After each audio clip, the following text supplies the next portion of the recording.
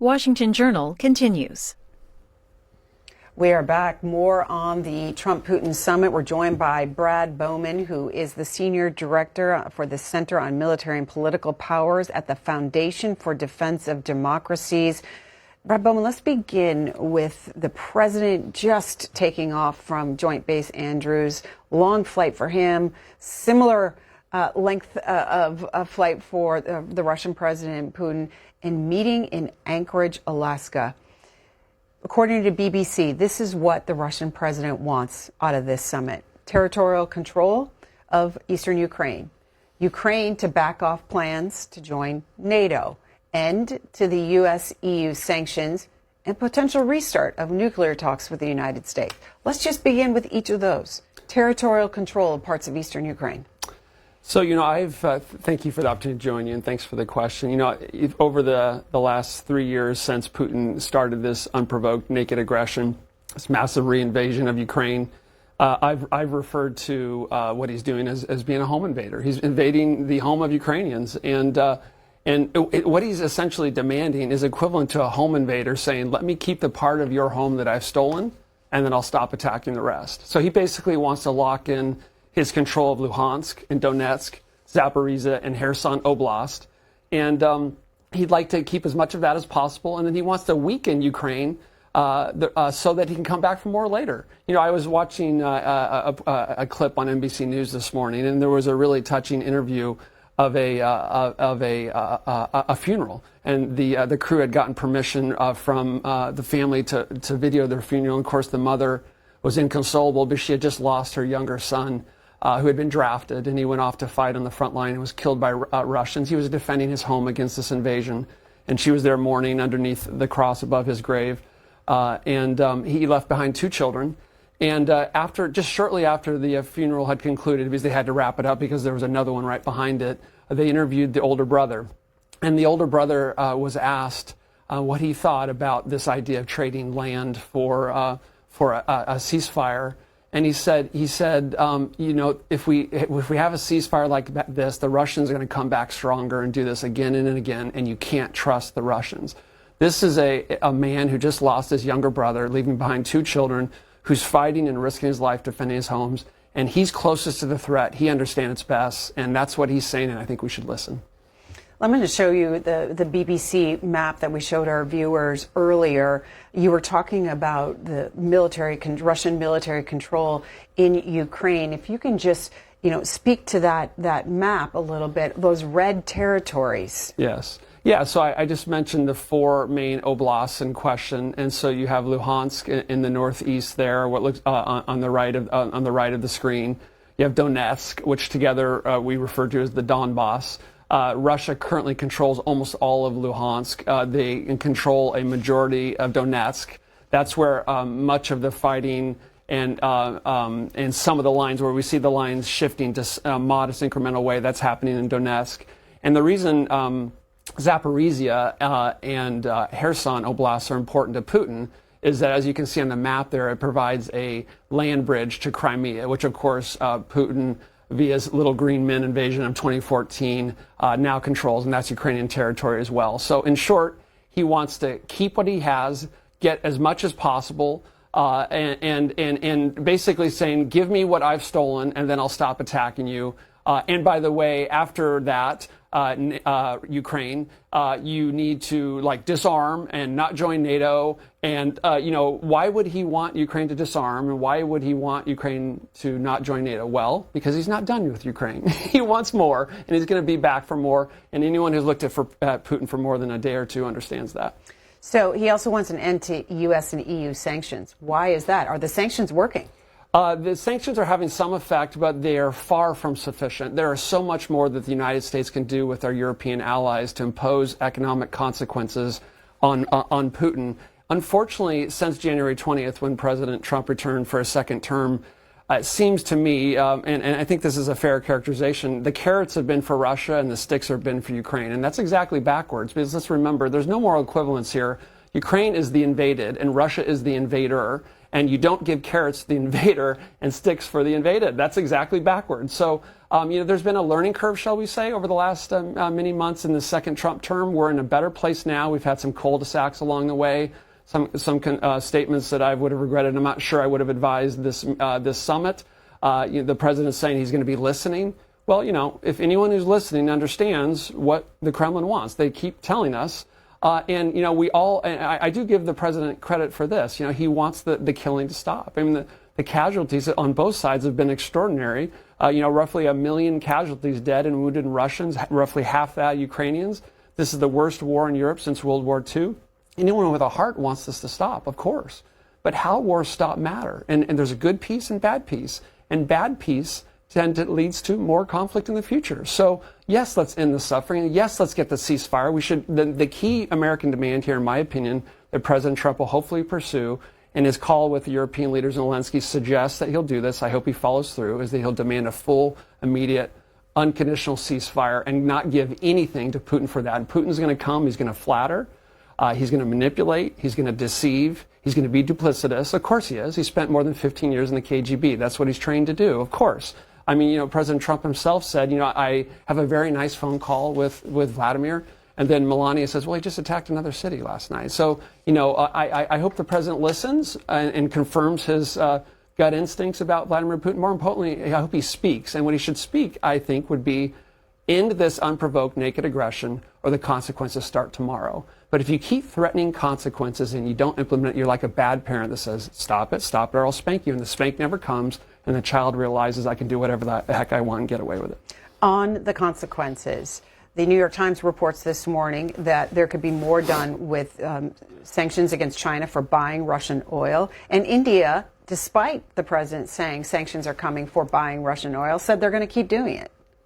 Yes. No, I mean, let's remember, the Ukrainians are basically fighting all four members, what we've been calling it at our research institute, the axis of aggressors. They're essentially fighting China, Russia, Iran, North Korea in some way. I mean, Iran, don't forget, has sent these Shahed 136 drones. They've helped Russia build a manufacturing facility inside Russia that's going to allow Russia to, instead of sending dozens of drones, we're talking about hundreds of drones per attack, trying to overwhelm the Ukrainian defenses. The North Koreans have sent troops, they've sent artillery, and the Chinese have provided dual-use support for the Russian defense industry. And many of the weapons that Russia is using to kill Ukrainian men, women, and children have Chinese parts in them. So, we have a beleaguered Democratic partner that is not asking Americans to come and fight and die on their behalf. They're simply asking for the means to defend their homes against this unprovoked invasion. American support for Ukraine is a wise investment. It's not charity. It's sustainable. If you look at what we've spent providing security assistance to Ukraine, it's less than the equivalent of 2.8% of what we spent on the Pentagon over the same time period. We can do that forever, and that should be the message of Vladimir Putin. Not only are we're going to sell American weapons Europeans will deliver in the Ukraine, we're going to do presidential drawdown authority. We're going to do Ukraine Security Assistance Initiative, and we're going to have sectoral sanctions and other steps to reduce the oil revenue that Putin's getting to fund this unprovoked war. Also, the Council of Foreign Relations has put these numbers together based on the Kiel Institute and other resources that shows Europe has committed more aid to Ukraine than the United States has. When you take Europe as a whole, look at that number on your screen. Yes. Billions more than the U.S. The U.S., though, has, when you break it down, each European country, the United States has spent more. Yes. The United States is a leading contributor to helping Ukraine continue to exist and defeat this unprovoked invasion. But yes, when you combine the aggregate contributions, overall contributions, Europe has contributed more. And that's been true for a long time. And what's true recently is now they're just barely exceeding the United States in the aggregate on security assistance. So for anyone listening, if you've heard otherwise, that's just not true. And by the way, remember the number I just said.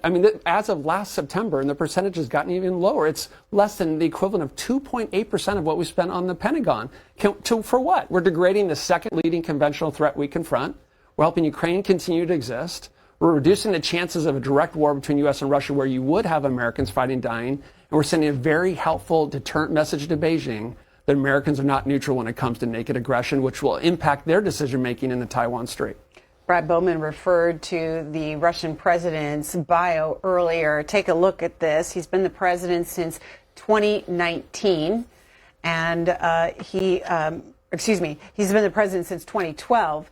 Served also as president from 2000 to 2008. He was the prime minister, you'll recall, for 4 years. And Dmitry Medvedev was the president during that time. And then he's the former director of Russia's Federal Security Service and served in the Soviet KGB intelligence service for 16 years. Let's get to calls, see what our viewers have to say here. Michael in Rochester, New York, Republican. Michael, good morning. Yes, good morning. I just want to bring this to the attention of the listening audience here. Yep. Ukraine was invaded under Barack Obama.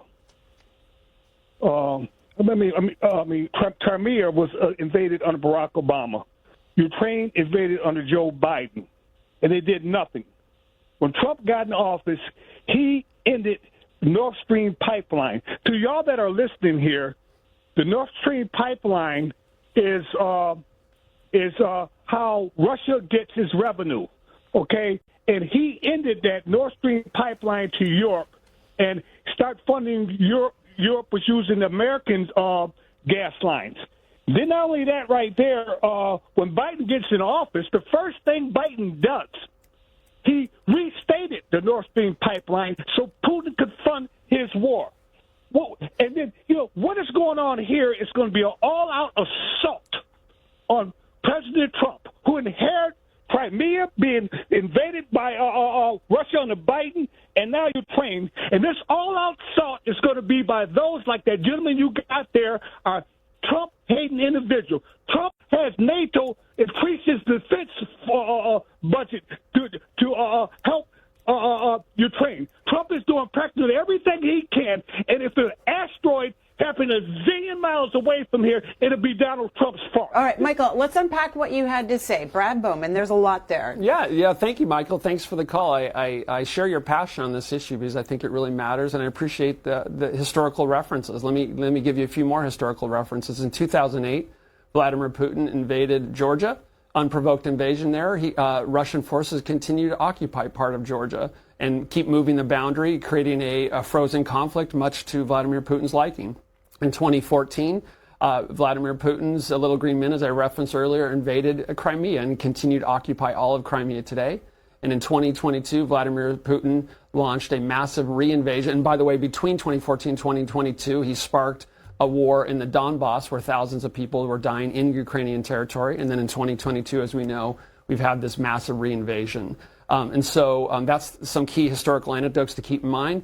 So you're talking about partisan blame. The way I would say it is there's plenty of blame to go around. I could give you an hour lecture on all the good things and bad things that previous presidents have done. But I would just respectfully say if we're spending more time criticizing the other party, then you're missing the point. Russia wants us to be divided as Americans. They want us to be more focused on the other party than the fact that this is naked, self-aggrandizing conquest by Vladimir Putin. So if you're spending more time thinking and talking about the other party or the other president, you're playing right into Vladimir Putin's hands and you're missing the whole point. And, sir, you say I'm Trump hating. I'm really just trying to call balls and strikes. So let me compliment one thing that President Trump has done. He has elicited commitments from our European allies to increase defense spending, 3.5% on core defense spending, 1.5% on non-defense spending, for a total of 5% at the recent NATO summit. By when? 2035. That's not soon enough. Okay, so nice job getting those commitments, but I would have liked to see it 2035. So I think what you're hearing from me is a willingness to call balls and strikes, and I think we need a little bit more of that right now. Thank you. All right, we'll go to Steve, Chatsworth, Illinois, Independent. Steve. Yeah, basically I'm going to follow the other caller, and I'm going to say Joe Biden said on national TV, if Russia does a small invasion in Crimea, or not Crimea, Ukraine, no big deal. He stood up in front of everybody and said, no big deal. All right, Steve, let's take that. So this is a similar tone from the previous caller, where the focus is again on partisan politics here in the United States. And I'm sitting here in Washington where the politics seem particularly tribalistic and vitriolic these days. And that's the liking of our adversaries. The more we are at basket cases here at home, the more we're sniping at each other, the less unified we are, the weaker we are, and the less we are able to protect our interests overseas. And let there be no doubt, America has interests in Europe. Some of our best allies are there. We have vital economic interests there. And 2 world wars started in the first half of the 20th century in Europe that pulled us in, and more than 500,000 Americans ultimately made the ultimate sacrifice. So I'm going to focus on issues like that, the American interest, and I'm going to leave the partisan sniping to others. Thank you. Let's go to Alaska and show our viewers the joint base Elmendorf Richardson. Look at this map. This is where the 2 leaders will be meeting at this military base north of Anchorage. And when you look at that map, Brad Bowman, what do you make of holding this summit there in Alaska? I would have, if asked, I would have advised President Trump not to do this because I think it is a political, diplomatic win for Vladimir Putin. It reduces his isolation. It gives him an international podium and platform that suggests an equivalence between Russia and the United States and between the leader of the free world, dare I say, and Vladimir Putin, who's committed war crimes in places like Bucha in Ukraine and who has overseen the abduction of thousands of Ukrainian children.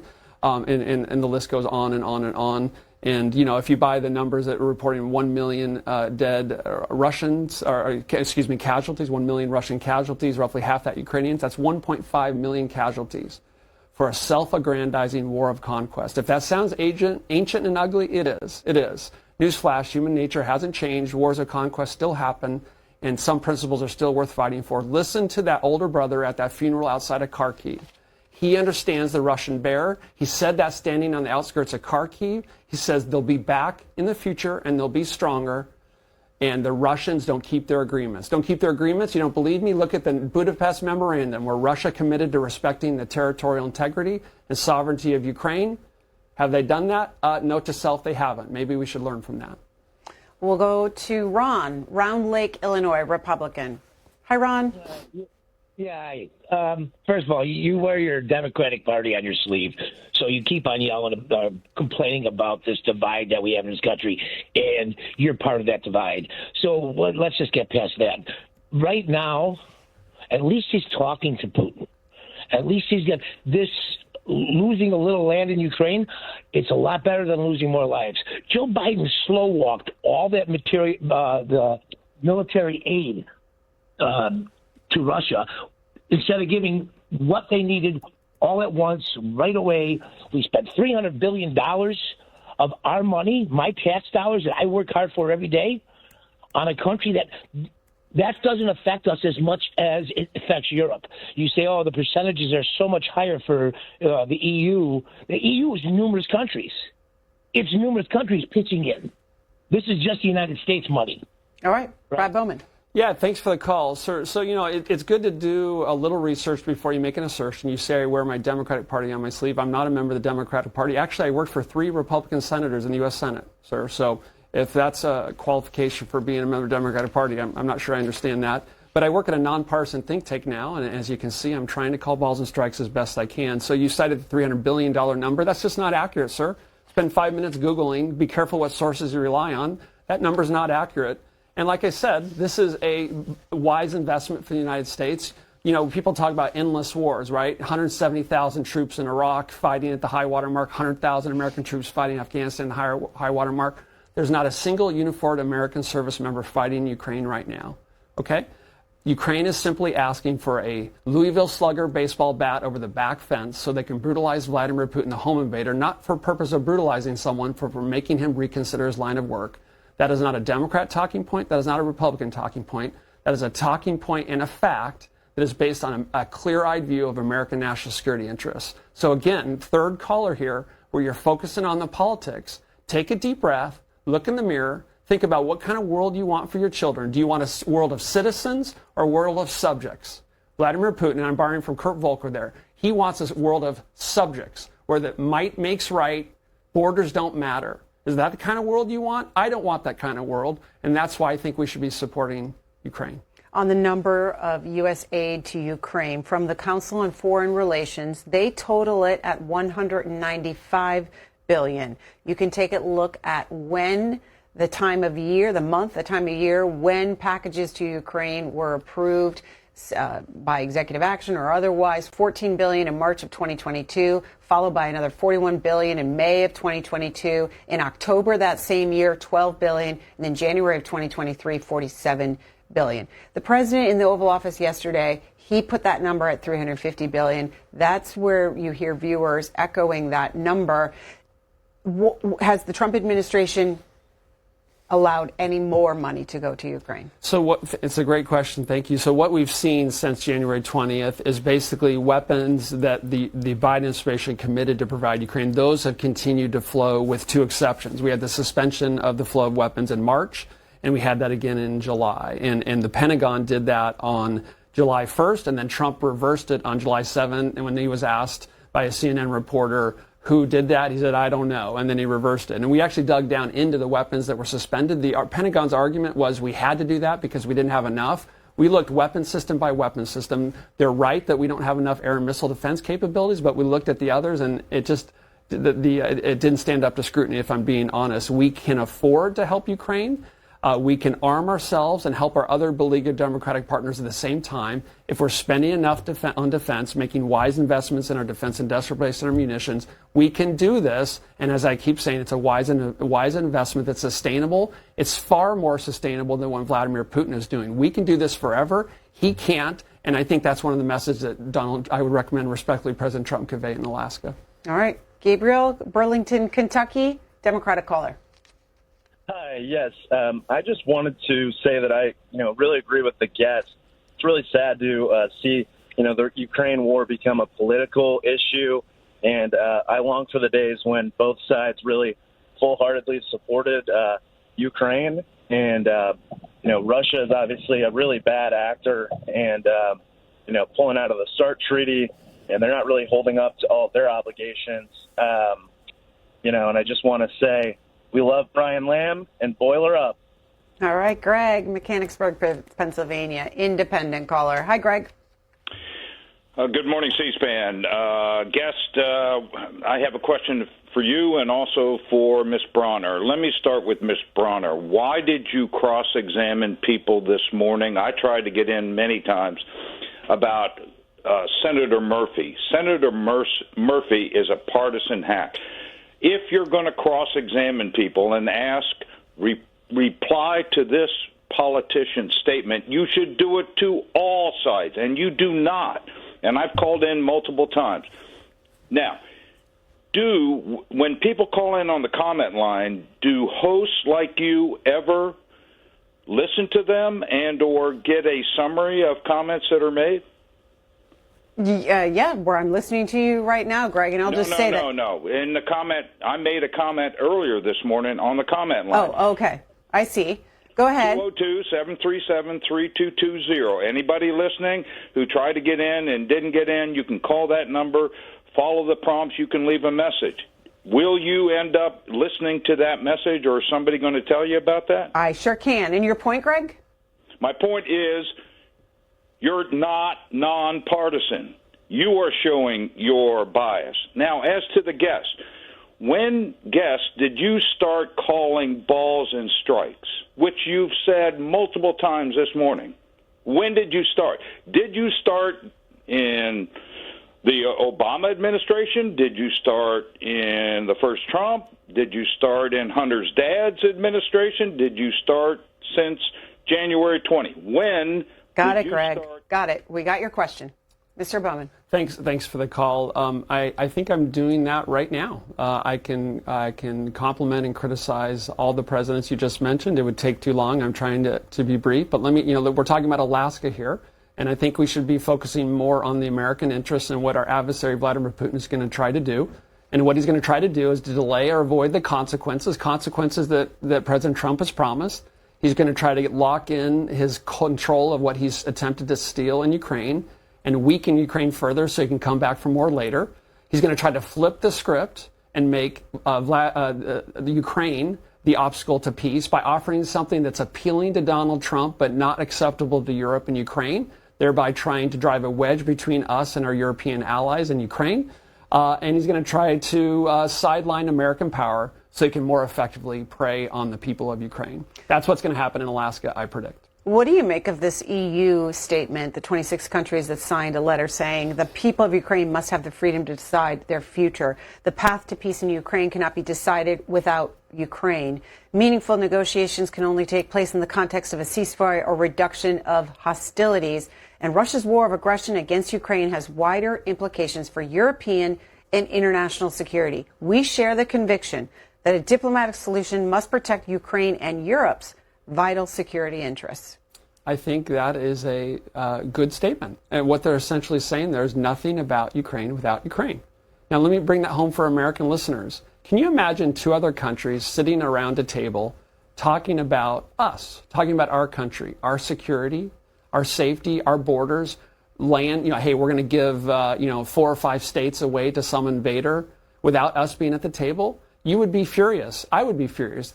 That's what we're doing to Ukraine right now. We should not be holding the summit without Ukraine at the table. It's a mistake. The administration is trying to mitigate the damage of that poor decision since they've made it. But we should not be talking with Vladimir Putin without Zelensky in the room. That's what we would expect for ourselves. And, do unto others as you've had done unto you. And we're not doing that right now in Alaska. And I think it's contrary to American interests. And I think it violates basic decency principles. We'll go to Helena in Virginia, Democratic caller. Helena, good morning. Share your story with us. Good morning. I'm a Ukrainian immigrant. I'm very surprised how people are unfortunately misinformed of what's going on in Ukraine. The point is that most of the Ukrainian people agree with President Trump that this war must be stopped by any means possible. Any means possible. We don't want to die for another mineral deal or other people's national interests. It's not a secret that buses are going on in Ukraine. Anybody can Google it. They grab people, men, against their will, take to front line where they would die next day. Why do you do that, people, to Ukrainians? Why? Please stop this war. Stop it, please. This is a civil war, and that's what we want. We really want President Trump to stop this war. Okay, Helena, understood. We'll go to Mr. Bowman. Ma'am, thank you for the call, and thank you sincerely. And I'm so sincerely sorry for what Ukraine and the Ukrainian people have suffered, and hearing from someone who has direct connection to it is powerful. I want that too. I hope today in Alaska, President Trump is successful in getting a full unconditional ceasefire. Absolutely. We all want that. And I think President Trump has a sincere desire, set the politics aside. He appears to have a sincere desire to want the killing to stop. He said that repeatedly. That's what any person with a heart should want. And so let's see if we can get that in Alaska, but don't hold your breath if you know Vladimir Putin.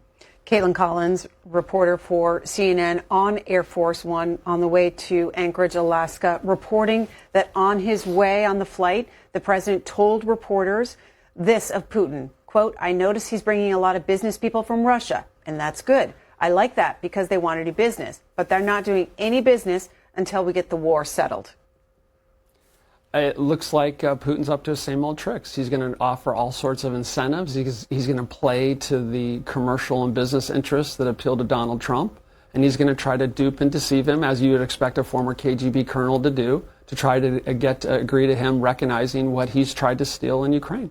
So that is exactly, I see my comment earlier about carrots and sticks and Vladimir Putin appealing to President Trump and what he wants. And, he's been talking about not only economic opportunities for American businesses and other things. He's essentially trying to bribe Trump to consent to what he's stolen from Ukrainians. Caitlin Collins, more reporting says that the president continued on Russian attacks in Ukraine leading up to the talks today, saying, quote, he thinks it gives him strength in negotiating. I think it hurts him, but I'll be talking to him about it later. The Russian attacks in Ukraine continued last night. They're continuing as we speak. Vladimir Putin is casting the shadow of power over the negotiating table because he believes it gives him leverage. And it does. He's trying to shift the reality on the ground. And he's trying to influence American decision-making. Here's my question for the Trump administration. How are we casting the shadow of power over the negotiating table? He's doing it. Are we? When you keep threatening consequences and you don't impose them, you start to look like you're all talk. Palm Harbor, Florida. Chris is a Republican. Welcome to the conversation, Chris. Hi, Brad. Obviously, you're a Democrat hack. And you can say nonpartisan all you want, but everybody can see exactly who you are. The problem is that Kamala said, hey, we want you to join NATO. And if China or Russia said, hey, we're putting a base in Mexico tomorrow, you can bet that we would say, no, you're not, no matter what. We did it in the Cuban Missile Crisis anyway. But you playing that this is not what caused it is wrong. And furthermore, Biden gave all of this cash to Ukraine, probably because of the cash gotten, from Hunter, from them, and the issue, with the prosecutor against his son's involvement in that company. It was for pensions, it was for salaries, just free money for them. And when Trump came in, he said, no more, and we're going to stop this. And the way he's going to stop it is to tell Russia, you keep screwing around, we're going to cut out your funding by putting tariffs on India, not allowing you to sell your oil, for them to come in and say, okay, we're not going to go in anymore, or we're going to leave. But playing this whole. All right, Chris, we heard your point, Mr. Bowman. There's kind of a similar theme here from many of the callers. I won't repeat what I said earlier. Behind a lot of the things you're expressing concern about, sir, I hear a desire for the rules to be followed, for laws to be followed, for consent of the governed, basic principles that we Americans across party lines support. Well, what Putin's doing is the antithesis of this. He's trying to seize territory with military conquest.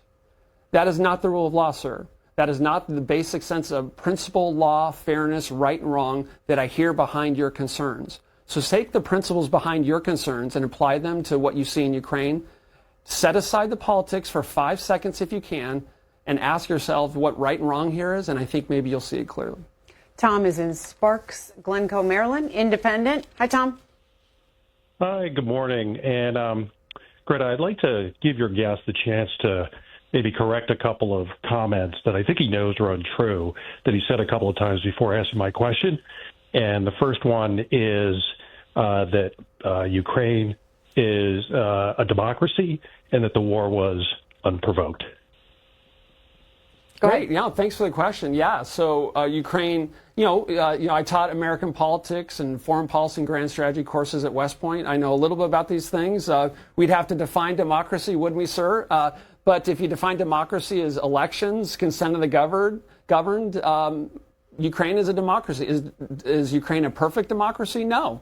Are there corruption issues in Ukraine? Yes. Was Zelensky's decision a while back related to corruption not good? No, it was not good. So Ukraine is an imperfect democracy. So are we. So they are a democracy, and the war was unprovoked. And by unprovoked, I mean Ukraine was in no way a threat to Russia. And anyone who's willing to look at this objectively understand it. So, and by the way, don't forget that before the February 24th, 2022 invasion, by the way, I was in this chair one day after that. It seems like yesterday, and so much has happened since then. Let's remember the Russians were saying, I think Lavrov, the foreign minister, was saying, this isn't an invasion. This is just a training exercise. We're just doing a training exercise. Until the very end, right up until that largest invasion in Europe since World War II, they were lying. And then they invaded.